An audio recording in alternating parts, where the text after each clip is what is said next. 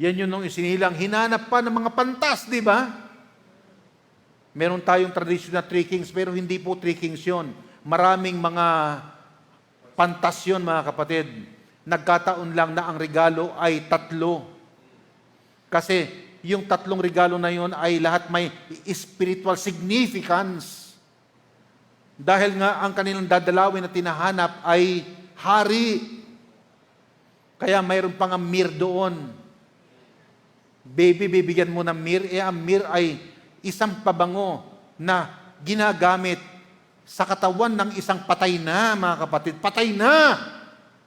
Bakit? Bakit may mir? Samantalang yan ay panghugas ng katawan ng isang namatay na tao. Bakit? Kasi baby pa lang, you are designed to die. Baby pa lang, pero ang tawag sa kanya ni John the Baptist, He is the Lamb of God. Amen? Amen. Yan. He is the Lamb of God. And this is the Lamb that will die. Yun, mga kapatid.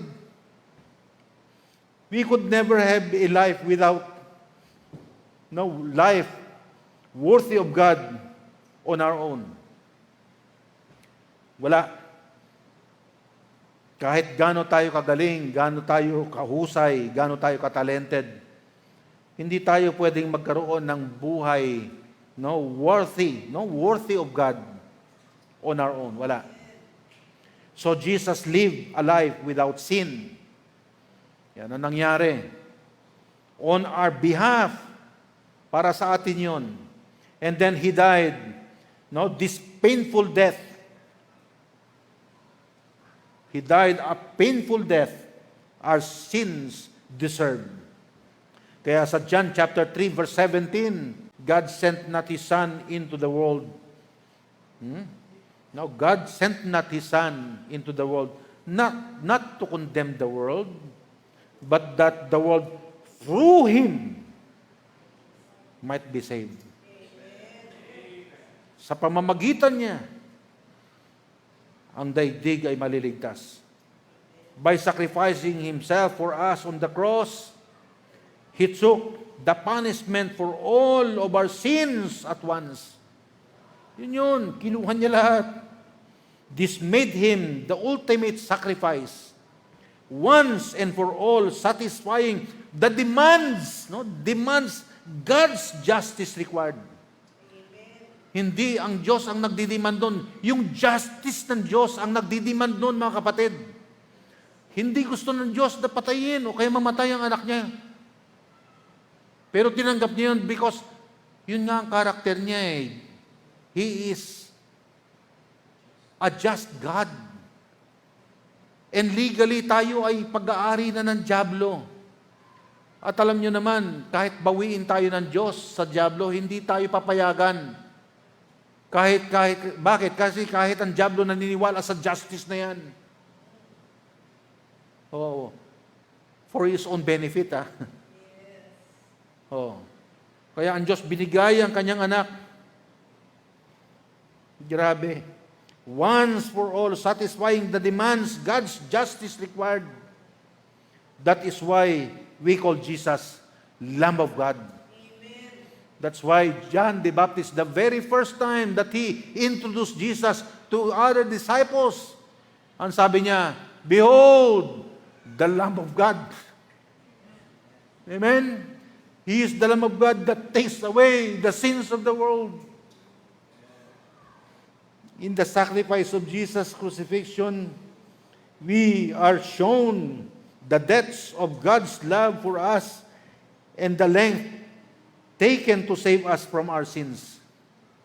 Mga kapatid, gantin din yan. And in Jesus' resurrection, we see God's triumph over death.